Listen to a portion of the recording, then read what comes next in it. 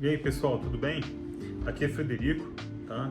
No seu canal Licitação e Gestão, trazendo mais informações sobre esse mundo vasto e amplo das licitações e contratações públicas, sempre procurando dar um toque, né, uma cara de gestão, né, dar uma informação adicional para você poder ter um desempenho melhor nas suas atribuições.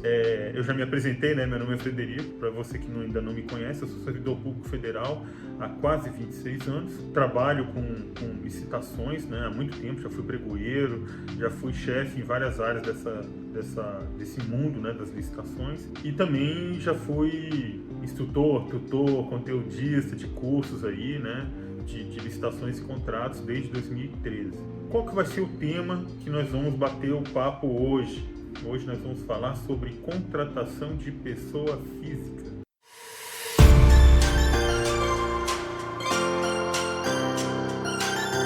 Gente, antes da gente começar a nossa conversa mesmo para valer, quero deixar claro aqui que nós tivemos um vídeo na terça-feira, não sei se vocês assistiram, tá? Se não assistiram, se acharem um tema interessante, por favor, vão lá, dá um pulinho lá, né?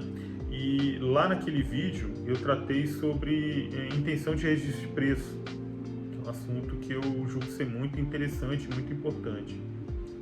Na ocasião, para montar aquele vídeo lá, eu criei uma tabelinha comparando as diferenças em termos de regras da intenção de registro de preço sob a égide do decreto que regulamenta o registro de preço, ainda sob a égide da Lei 10.520, e o decreto atual, né? O decreto que regulamenta o registro de preço da Lei 14.133. Então eu fiz uma tabelinha comparativa que eu acho que é bacana, que ajuda bastante tudo. Você vê, a maioria das regras é muito parecida, né? Tem um detalhe ou outro ali que chama a nossa atenção. Se você tem interesse, se você achou legal aquele vídeo e quer ter acesso a essa tabela aí, vai aí a dica, tá? Eu vou liberar essa tabela quando aquele vídeo alcançar no mínimo 100 likes. Se aquele vídeo alcançar 100 likes, eu disponibilizo a tabela lá no Instagram. Tá combinado? Então tá aí o desafio, tá bom? Se alcançar 100 likes no vídeo sobre intenção de registro de preço, eu libero a tabelinha. Tá bom? Vamos pro nosso bate-papo. O papo hoje é sobre contratação de pessoa física. E aí, você achava que você só contrataria pessoa jurídica? Não, né, gente? Pessoa física também participa de licitação, também contrata, né?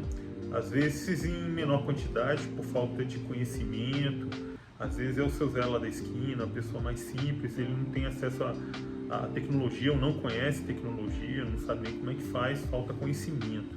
O grande problema da gente hoje em dia é falta de conhecimento. Conhecimento passou a ser um bem muito importante, né? Assim, um bem que gera muito valor. E é por isso que eu estou aqui compartilhando com vocês o meu conhecimento para tentar ajudar vocês. Antes da gente chegar em termos de regulamento, vamos falar da Lei 14.133. Ela fala alguma coisa sobre pessoa física, sobre contratação de pessoa física, mais especificamente? Fala, claro, senão a gente não estaria aqui fazendo esse vídeo, né? Lá no artigo 6º, que trata das definições, lá existem duas definições-chave aqui para o nosso assunto de hoje, que estão lá nos incisos 8 e 9. No 8, ele fala quem é o contratado. E ele fala contratado é pessoa física ou jurídica.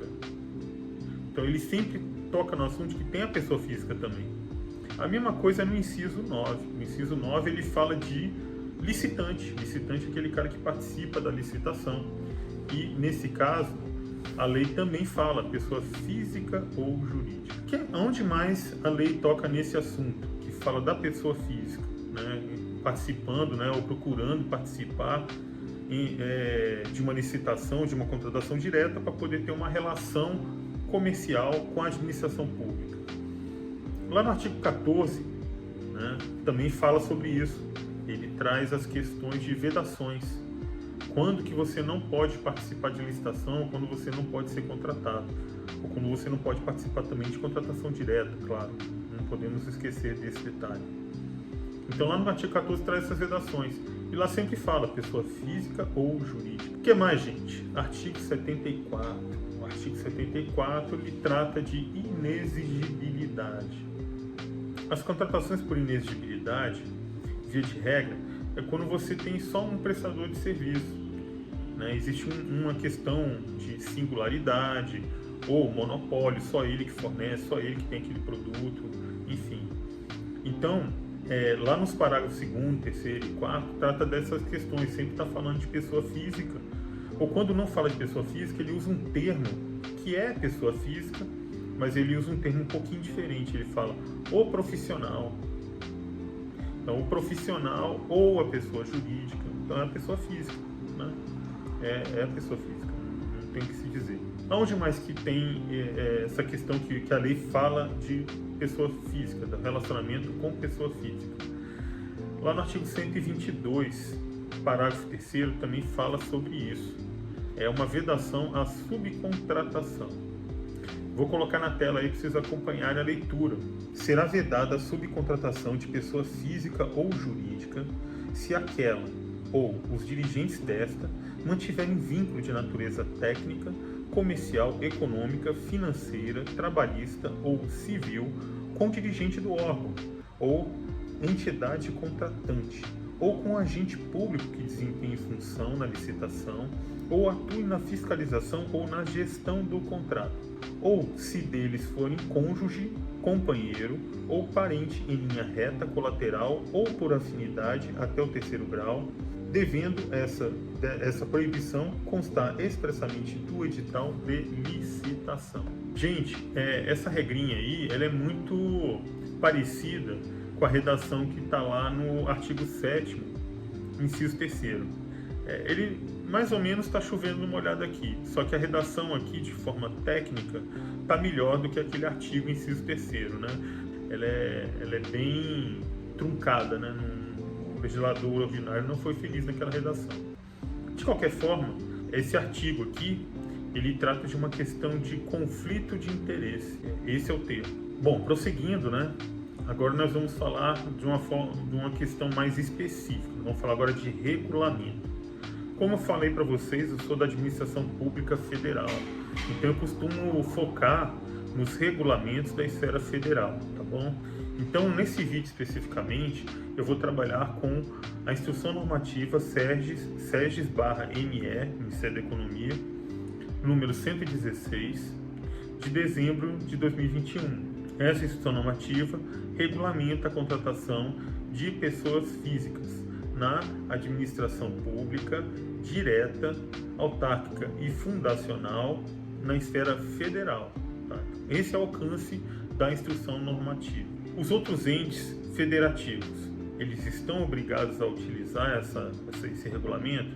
A exemplo de vários outros regulamentos, existe um artigo que determina que se algum desses entes federativos, Estado, Distrito Federal, município, ou todos aqueles órgãos ou empresas públicas ou sociedades de economia mista, ou qualquer entidade ligadas a elas, estiverem fazendo uso numa contratação, né, de recursos provenientes de transferências voluntárias da União, também é obrigatória a observância das regras aqui estabelecidas. Então tem esse detalhe aí, tá bom? Gente, agora a gente não pode esquecer daquela regrinha que está lá na Lei 14.133, que também é de observância dos demais entes federativos e que é muito importante ter isso sempre em mente, tá? Porque na ausência de uma norma própria do Estado, do município ou do Distrito Federal, você pode se apegar ao artigo 187, tá, da Lei 14.133, óbvio. Esse artigo 187 diz que esses entes federativos, se assim eles quiserem, eles podem utilizar os regulamentos editados pela União, tá? A própria lei já abre essa brecha. É claro que cada estado, cada município e tal, ele vai ter a sua própria realidade, né? Às vezes tem alguns aspectos que não se encaixam. Mas essa instrução normativa, ela é muito curtinha e ela é muito fácil de assimilação. Eu acho que nem vale a pena um esforço normativo por parte desses entes federativos para criar essa norma própria. Eu acho que aqui ela está muito tranquila, eu acho que se aplica assim em primeira vista a todos os entes, de fácil aplicação, tá bom? Eu acho que não vai atrapalhar em termos, em razão da natureza ou do tamanho de um município, por exemplo. Lembrando que essa norma, inclusive, ela, em linhas gerais, ela vai tratar de aspectos de habilitação, tá bom? Por quê? Por que aspecto de habilitação? Porque olha só, é o cerne da questão. Vamos entender isso. Você vai fazer uma licitação, tá? Então você abre, tá? Publica o edital, conta o prazo, tá? Aí você vai abrir o certame. Tem lance, depende do modo de disputa que você vai utilizar, né? Então vamos dizer que é um pregão, tem lance, tem um modo aberto, tudo bem. Aí você vai, negocia com a empresa, até aí não tem nada diferente. Vai negociar com a empresa, com a pessoa física, não tem nada diferente até aí. O que vai diferenciar aí é quando chegar, beleza, já temos um vencedor, né? O melhor preço, um preço que é interessante para a administração dentro do preço que foi orçado. Né? Você fez a pesquisa de preço e tal, então dentro daquele preço orçado você tem uma proposta interessante. Aí você vai partir para a habilitação. E é aí que entram as diferenças. Por isso que essa instrução normativa ela é muito mais focada nas questões de habilitação. Tá? Mas a gente vai entrar em minúcias em cada detalhezinho aí, que é para você ficar craque, entender tudo e saber como proceder. Mas antes de falar dessas regras, a gente ainda tem que falar, né? Quem é pessoa física que eles estão falando aí o tempo todo? Pessoa física é aquela pessoa que não tem nenhum tipo de relação de subordinação. Ela trabalha, ela que executa o objeto diretamente. E se equipara a essa situação os profissionais liberais que não foram enquadrados como pessoa jurídica. Então ele trabalha ele mesmo, ele é autônomo, né? Ou então um microempresário individual. Por quê? Porque ele vai entrar com o CPF dele. A regra que é imposta pela Instrução Normativa 116 de 2021 é de que a regra é você possibilitar a participação das pessoas físicas. Essa é a regra, mas toda regra tem sua exceção. E a exceção está lá no artigo 4º dessa Instrução Normativa. O que diz o artigo 4º? Existem 2 casos nos quais a pessoa física não poderá participar do certame. Primeiro, quando for necessário você exigir dele capital social mínimo. Bom, tem uma lógica nisso, tá? Como é que você vai exigir capital social se ele não é uma pessoa jurídica? Se ele não é pessoa jurídica, ele não vai ter balanço patrimonial. Então, como é que ele vai participar se você tem a necessidade de cobrar isso como qualificação econômica, financeira? Ele não vai ter como cumprir. Simples assim. Essa regra encontra um paralelo lá na Lei 14.133, no artigo 69, parágrafo 3º. Mas vamos lá, eu vou falar um pouquinho mais sobre isso para vocês entenderem. A segunda exceção para a contratação, como requisito de habilitação, for necessário exigir aquela demonstração, apresentação, né, de estrutura mínima, com equipamentos, com pessoal e tudo, para poder executar o serviço ou a obra. Como é que ele vai comprovar isso se ele não é pessoa jurídica, gente? Ele não tem gente trabalhando para ele, é ele e Deus, entendeu? Ele não tem mais ninguém, é só ele. Então ele não tem como comprovar isso. E se houver essa necessidade, aí você não tem como contratar uma pessoa física, né? Isso está lá nas questões de qualificação técnica, né? Que estão lá na Lei 14.133, encontra um paralelo também, lá no artigo 67, inciso 3º. Bom, já que estamos falando aqui de habilitação, né? Só para a gente não esquecer, existem várias formas de habilitação. Existem documentação referente à habilitação jurídica, habilitação técnica, habilitação econômico-financeira, né? Referente à Seguridade Social. Então existem vários tipos de habilitação. No caso aqui, eu já toquei nesse assunto da qualificação econômico-financeira, que é a primeira vedação a uma pessoa física poder participar de uma licitação ou uma contratação direta.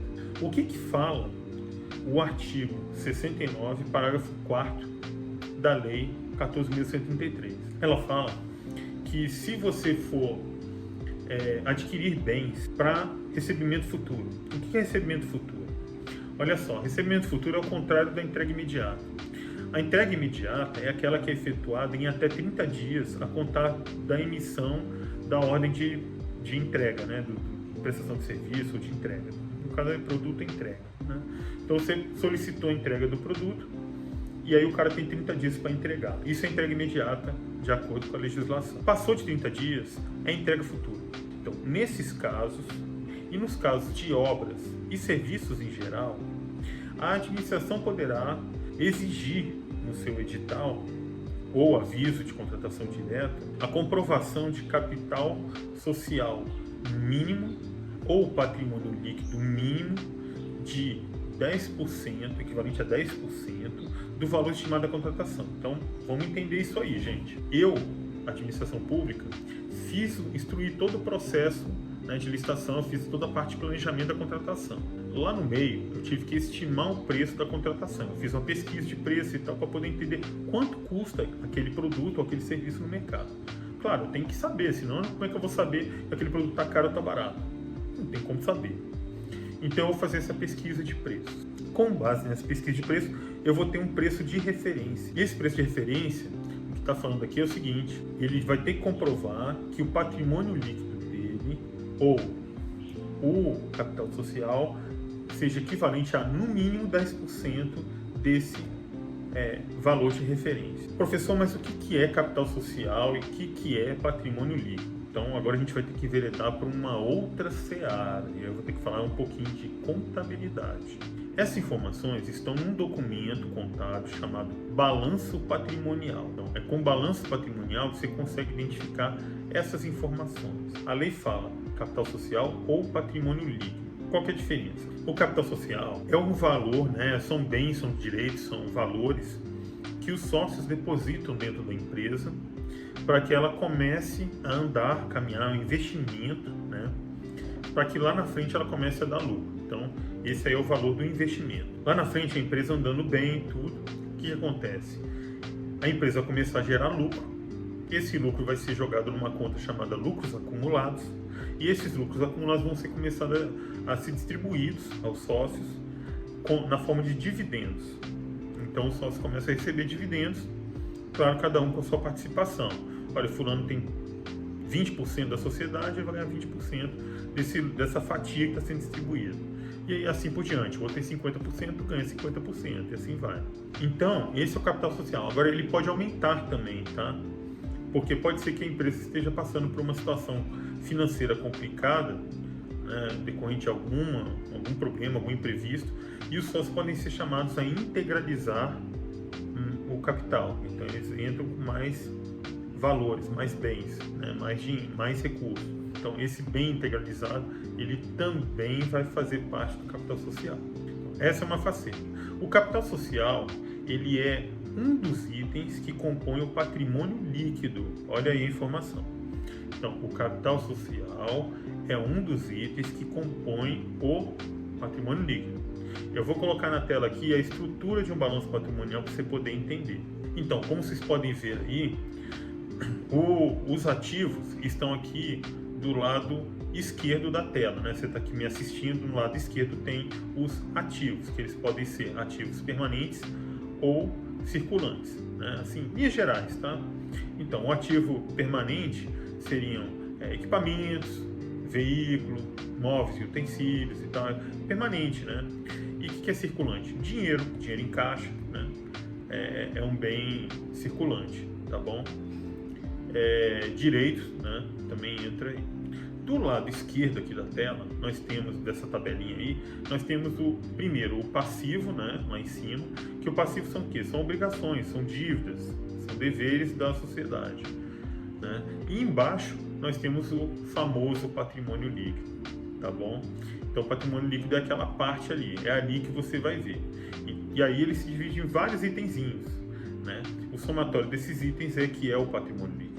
É assim que você identifica quando você for analisar um balanço patrimonial, tá bom? O balanço patrimonial, na verdade, é uma foto da empresa num determinado momento. Então, é como se a empresa está ali, tirou uma foto bonitinha você está vendo a situação dela exatamente naquele momento. Ficou claro, pessoal? E o artigo 5º, né, finalmente, que é digamos assim, o centro, né, da IN 116, é aqui que estão as exigências que você vai ter que colocar no seu edital, o aviso de dispensa eletrônica, as exigências de habilitação para a pessoa física. O inciso primeiro, ele traz uma faculdade, tá? Uma exigência habilitatória, mas que é uma faculdade do gestor, dele cobrar ou não. Essa primeira exigência é emissão de quê? De certidão ou atestado que comprova a capacidade técnica daquela pessoa física para prestar o serviço ou fornecer um bem. Primeira pergunta que surge daí: qual a diferença entre certidão e atestado? A primeira coisa é o seguinte: a certidão, ela sempre é emitida por uma autoridade pública. O atestado não. O atestado ele pode ser emitido por uma entidade pública ou uma empresa privada. E aí ele vai atestar o quê? Ele vai atestar que um fato, né, uma coisa que aconteceu, ou a inexistência de um fato. É isso. Então essa é a diferença entre certidão e atestado, tá? O que acontece no dia a dia da administração pública, não vai cobrar um negócio desse, que vem o que? É o atestado. Tá? E aí pode ser emitido por entidade, ente pública ou uma empresa privada. Tá? Não empresa privada, pode ser também outro tipo, uma sociedade sem fins lucrativos ou uma pessoa física mesmo, pode ser uma entidade privada, tá? Vamos dizer assim. Então esse é o primeiro ponto, a primeira observação a ser feita. A segunda observação é que esse atestado, né, ele não é emitido por entidade de classe. Por que eu estou fazendo esse alerta? Porque se você seguir o paralelo, né, o dispositivo que tem similar lá na lei 14.133, você vai ver lá que lá está escrito que quem emite a certidão ou o atestado é a entidade de classe respectiva. Não faz muito sentido, tá, gente? Ali eu acho que houve um equívoco do legislador ordinário. Quem emite é quem recebeu o serviço, né? Aquele cara que contratou o serviço, foi executado o serviço a bem dele, né? Ele pagou por aquele serviço e aí ele vai testar, o serviço foi bem feito, foi mal feito e tal. Não faz sentido isso. O único caso que faz sentido, tá, uma entidade de classe intervir nessa situação é quando nós estamos falando de obra ou serviço de engenharia. Nesse caso, existe toda uma legislação específica e aí você tem que apresentar esses atestados junto ao CREA para ele emitir o ARP, né? Ele atestar isso aí e tal. Então, aí é uma questão bem específica, é um outro assunto. Mas, via de regra, você não precisa da entidade de classe, tá? Isso em linhas gerais. Superado esse assunto da documentação do primeiro, né? O inciso primeiro, que é uma documentação que você pode exigir ou não, né? Quando for o caso, tá lá o termo na redação do artigo 5º, inciso primeiro da Instrução Normativa número 116 de 2021, né? Nós vamos para o inciso segundo agora, que aí sim são documentos que são realmente obrigatórios e que você tem que cobrar sempre que tiver uma pessoa física que for contratar, que for uma vencedora do certame. Então isso tem que estar previsto realmente no seu edital, né? Ou no seu aviso de dispensa eletrônica. Os dois primeiros casos, eu inverti um pouco a regra, as alíneas, né, desse inciso. Por quê? Para fins didáticos, tá? Para você poder compreender melhor o que eu estou falando aqui. Como eu falei anteriormente, existe uma divisão dos documentos de habilitação, né? Eu falei para você, qualificação jurídica, técnica, econômico-financeira, enfim. Resolvi arrumar dessa forma para ficar melhor. Então, os primeiros dois documentos que eu vou citar aqui são declarações, tá? Que a gente diria lá antigamente, né, no tempo do romantismo, que seria de próprio punho, né? Hoje não tem próprio punho, você faz declaração eletrônica, né? Tá lá no Compras.gov, tem isso. Então são duas declarações e esse aí não entra em nenhuma dessas classificações aí. São documentos exigidos que eu acabei chamando aqui de documentos gerais, tá? São documentos gerais de habilitação, né, na verdade. Que documentos são esses? Que declarações são essas? A primeira é a declaração de que o licitante cumpre todos os requisitos do edital ou do aviso de dispensa eletrônica. Esse tem um paralelo lá na lei 14.133, o artigo 63, inciso 1º. A outra declaração é a declaração de inexistência de fatos supervenientes e impeditivos. Essa declaração, É uma declaração clássica, tá? Quem já trabalhava com a legislação antiga já conhece a declaração. Tem lá no Compras.gov, tá? Mas na Lei 14.133 não tem, não. Os próximos 2 documentos que eu vou citar são referentes à regularidade fiscal, social e trabalhista. São 2 documentos que devem ser exigidos da pessoa física ao participar de uma disputa, né? De uma contratação pública. A primeira delas é regularidade perante a Fazenda Federal, Estadual e Municipal do domicílio daquele licitante, no caso pessoa física, e ele encontra um paralelo no artigo 68, inciso 3º da Lei 14.133.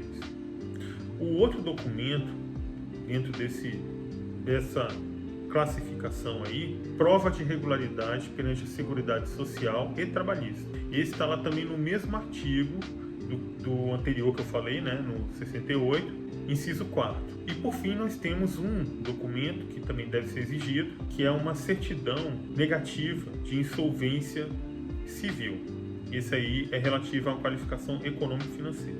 Detalhe, gente, detalhe. Ele encontra um paralelo lá no artigo 69, inciso 2º da Lei 14.133. Isso é um paralelo, tá? Porque aqui nós estamos falando de insolvência civil. Lá ele está falando de falência. Você sabe qual é a diferença entre insolvência civil e falência?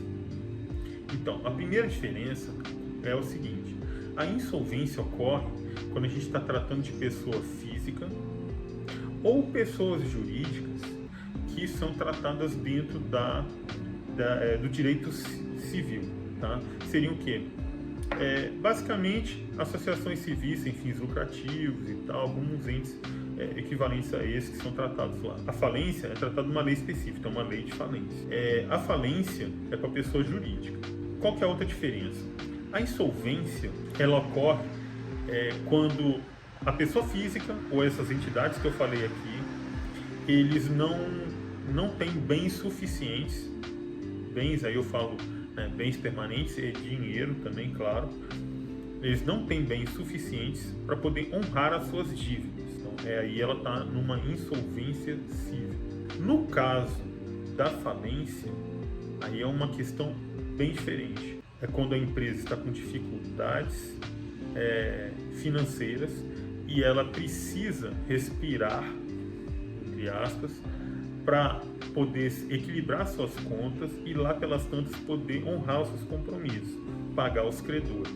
Então, nesse caso, é um instituto que afasta os credores para que a empresa possa respirar dentro de um determinado período, para daqui a pouco ela se reerguer e poder cumprir os seus compromissos, voltar a honrar os seus compromissos. Essa é a diferença entre insolvência civil e falência. E aqui vem mais um detalhe, né, que essa instituição normativa traz. É que o fornecedor, pessoa física, ele tem que estar atento, porque os seus lances já tem que estar acrescidos de 20%. Por quê? Porque se ele for contratado, né, se ele ganhar a disputa eletrônica, seja em licitação ou dispensa eletrônica, na hora de efetuar o pagamento, a administração pública vai ter que reter essa importância, equivalente a 20%, para fins de seguridade social. Então vamos a um exemplo. Vamos supor que houve uma disputa, houver um lance, né? Então seria disputa aberta. Aí o licitante, pessoa física, ganhou. Tá? E o último lance dele foi de... ele estaria pensando, o meu último lance deveria ser de R$1.000. Aí ele dá um lance de 1.200. Por que 1.200? Porque 200 é 20% de 1.000. Então ele não dá o lance de 1.000, ele dá um lance de 1.200. E aí ele ganhou. Então esses 200 serão subtraídos quando foi efetuado o pagamento. Então tem que ficar o alerta aí, porque se a pessoa física estiver animada lá na hora de dar lance, pode ser que ela dê o lance sem essa previsão dos 20% e ela, se ganhar, ela pode ficar no prejuízo, né? Que a administração pública vai tirar 20% e ela vai ficar no prejuízo. E por último, há uma exigência de que a empresa esteja cadastrada no SICAF. Para quem não sabe, o SICAF é um subsistema, é um aplicativo, dizendo assim, dentro do Compras.gov. E aí é lá que tem o SICAF, é o cadastro de fornecedores, tá? Seja pessoa física ou jurídica. Se tiver lá dentro, a pessoa física, que aqui no caso é obrigatório, quando o pregoeiro ou a pregoeira ou a pessoa que estiver conduzindo a disputa eletrônica for averiguar, quando ele puxar o SICAF, vai estar todas as informações de habilitação, ou quase todas, salvo se tiver uma ou outra vencida, e aí você pode buscar na internet, né, fazer uma consulta com o CNPJ do licitante, ou no caso aqui CPF, né, e aí buscar esse documento na internet, baixar, imprimir ou baixar em PDF, juntar no seu processo eletrônico e dar prosseguimento com a sua contratação. Mas é fundamental, é obrigatório que ele esteja cadastrado no SICAF. E como é que ele se cadastra no SICAF? E aí, pessoal, então estamos aqui, né, no browser, né? Eu abri por um acaso o Google Chrome, que é o browser da minha preferência, mas você pode abrir no Mozilla, pode abrir no Edge, né, da Microsoft. E aí eu vou digitar aqui compras gov, né? Entrei. E aqui tem fornecedor, agente público, cidadão, capacite, legislação, acesso ao sistema. No caso, né, se eu sou pessoa física e quero passar a fornecer para o governo, eu vou entrar aqui nesse ícone fornecedor. Clicando aqui, eu vou cair aqui nessa página e vai ter muita informação aqui para poder te ajudar, né? Tem um QR Code e tal, tem umas explicações. Se eu clicar aqui, ele vai abrir um PDF com informações para poder te ajudar, te orientar aí, tá? E aí o cadastro aqui, né, que é o para você realmente se cadastrar, o Conheço Compras. Aqui tem outros materiais de apoio, perguntas e respostas, uma parte só para agricultura familiar, outra para microempresa e empresa de pequeno porte, e tem os canais de atendimento, tá? Então, vamos no cadastro esse aqui, só para te mostrar como é que começa. E aqui você já cai aqui nessa página e aí você pode entrar com o GovBR, que me parece ser uma opção mais interessante, porque todo mundo faz declaração de imposto de renda, tal, e aí o GovBR ajuda bastante. Então todo mundo, eu imagino pelo menos que todo mundo tem um cadastro aqui no GovBR. Aí você entra aqui e o restante deve ter um passo a passo muito bem explicado. Não deve ser nada muito complexo não. Você já entra com o GovBR, já vai puxar os seus dados lá. E aí você vai ter um campo, inclusive, de observação que você pode colocar observações adicionais, como outros números de contato, para que seja mais fácil para a administração pública, quando for consultar, te achar, né? Conseguir ter um contato mais ágil com você. Você vai ser achado mais fácil. E aí você vai jogar todos os dados lá e você vai jogando, vai complementando, juntando documentação e tudo, e você vai ter todo o nível 1, 2, 3, 4, 5 lá, que são todos esses documentos de habilitação. E aí fica mais fácil para quem está conduzindo a disputa eletrônica. Esse era o recado que eu tinha para dar para vocês. Espero que vocês tenham gostado, tá? Se gostaram, já compartilha, né? Se inscreva aí no canal, gente. Me sigam aí, ativa o sininho para receber as notificações, para trazer mais informações para vocês, tá? Dá o like é importante para mim. Não leva nem um segundo, tá? Não vai atrapalhar vocês. Agora eu quero que você dê o like de coração. Se gostou do vídeo, dá o like, tá bom? Não gostou, cara? Deixa pra lá, tá bom? E também lembrar que eu tô aí com a promoção do Guia Definitivo de Microempresa e Empresa de Pequeno Porte, ME e EPP, que eles têm os benefícios específicos dentro das licitações públicas, para quem não sabe. E eu destrinchei todas essas regrinhas aí e fiz um e-book com muito carinho para você, para te ajudar. E tá no preço promocional, eu baixei para R$ 29,90, sendo possível você dividir em 5 vezes de R$ 6,62, se eu não me engano é isso. Gente, o que é R$ 6,62 por mês? Não paga nem um McLanche feliz, né? Vamos combinar.